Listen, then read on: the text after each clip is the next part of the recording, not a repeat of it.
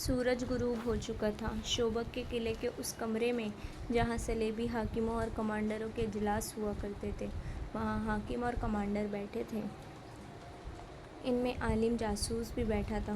وہ کہہ رہا تھا، میں یہ نہیں بتا سکتا کہ دونوں لڑکیوں کا کیا حشر ہوا یا ہو رہا ہے۔ میں نے انہیں بچانے بلکہ انہیں دیکھنے کی بھی کوشش نہیں کی، کیونکہ ان سے زیادہ قیمتی یہ راز تھا جو مجھے آپ تک پہنچانا تھا۔ جیسا کہ آپ کو بتا چکا ہوں کہ ڈاکوؤں نے حملہ کیا تو میں موقع دیکھ کر ایک طرف ہو گیا اور ایک گھوڑے تک پہنچ گیا۔ ایک تو میری رہائی ایک معجزہ ہے، دوسرا معجزہ یہ ہوا کہ اتنے خونریز معرکے میں سے صاف بچ کر آیا ہوں۔ کوئی بھی میرے پیچھے نہیں آیا۔ میرا خیال ہے کہ وہ ڈاکو نہیں تھے، سلطان ایوبی کے بھیجے ہوئے آدمی تھے۔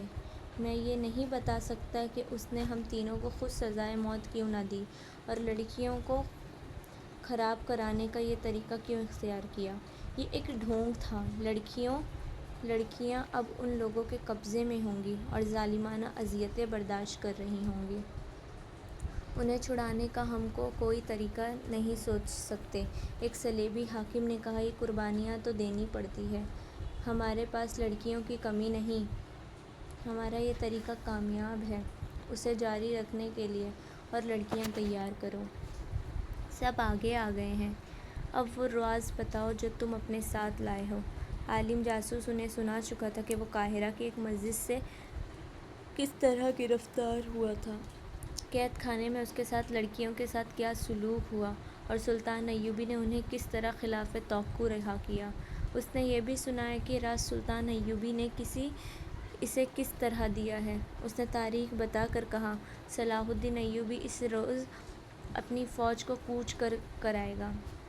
وہ کرک پر حملہ کرے گا۔ نایاب سالار کہہ رہے تھے کہ شوبک کو پہلے لینا چاہیے کیونکہ یہ زیادہ مضبوط قلعہ ہے، لیکن صلاح الدین شوبک پر اپنی طاقت ضائع نہیں کرنا چاہتا۔ وہ کوک کو کمزور سمجھ کر پہلے اسے لینا چاہتا ہے۔ وہاں وہ اپنی فوج اور رسدر وغیرہ کا اڈہ بنائے گا۔ رسد جمع کر کے وہ کمک بلائے گا اور فوج کو کافی آرام دے کر شوبک پر حملہ کرے گا۔ اس نے یہ خاص طور پر کہا تھا کہ وہ ہمیں بے خبری میں لینا چاہتا ہے۔ اس کی وجہ اس نے یہ بتائی کہ اس کی فوج کم ہے اور ہماری فوج زیادہ بھی ہے، اور ہمارے پاس گھوڑے بھی مبتر ہیں اور ہمارے پاس خود اور ذرا بکتر ہیں۔ اس نے صاف الفاظ میں کہا کہ اگر صلیبی فوج نے اسے راستے میں روک لیا تو اسے شکست کے سوا کچھ حاصل نہ ہوگا۔ وہ کھلے میدان میں لڑنے سے ڈرتا ہے۔ عالم جاسوس نے وہ تمام باتیں بتائیں جو اس نے سلطان ایوبی کی زبان سے سنی تھیں۔ اتنے قیمتی اور اہم راز کی تفصیل سن کر لڑکیوں کو سب بھول گئے اور اس مسئلے پر تبادلہ خیالات کرنے لگے۔ وہ اس نتیجے پر پہنچے کہ سلطان ایوبی غیر معمولی فوج پر دانش مند جنگجو ہے۔ اس نے کرک پر حملے کا جو پلان بنایا ہے، اس میں اس کی جنگی فہم و فراست کا پتہ ملتا ہے۔ راستے میں نہ لڑنے کا فیصد بھی اس کی دانائی کی دلیل ہے۔ وہ راستے میں طاقت ضائع نہیں کرنا چاہتا۔ یہ خدائے یسوع مسیح کا خاص کرم ہے کہ اس کے پلان کا علم ہو گیا ہے، ورنہ وہ کرک کو لے کر شوبک جیسے مضبوط دفاع کے لیے خطرہ بن سکتا ہے۔ انہوں نے اسی وقت سلطان ایوبی کے پلان کے مطابق اپنی فوجوں کی نقل و حرکت اور دفاع کا پلان بنانا شروع کر دیا۔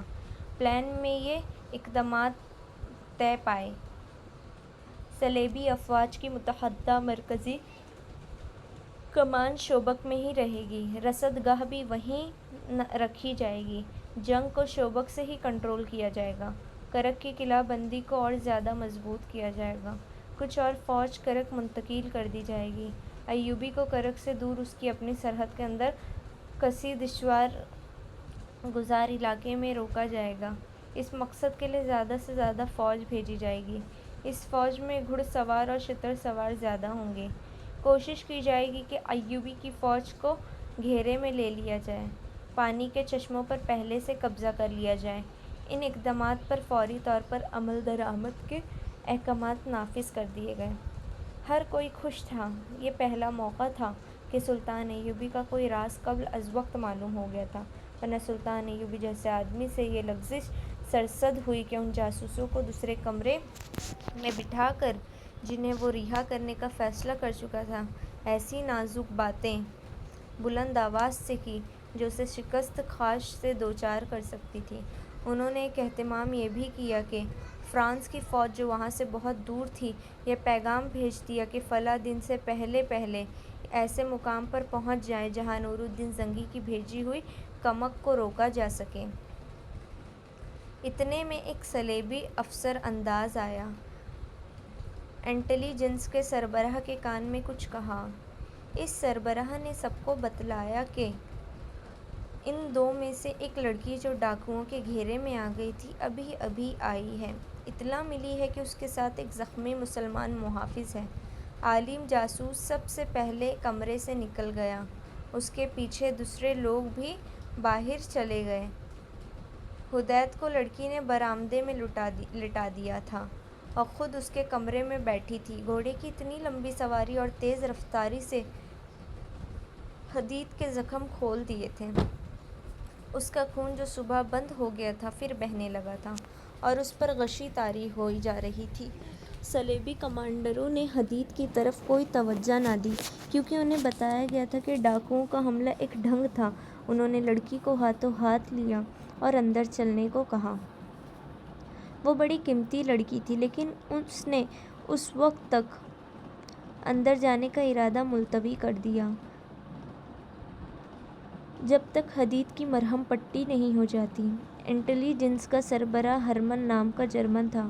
اس نے لڑکی کو پلے لے جا کر کہا، کس سانپ کے بچے کی تم مرہم پٹی کرانا چاہتی ہو؟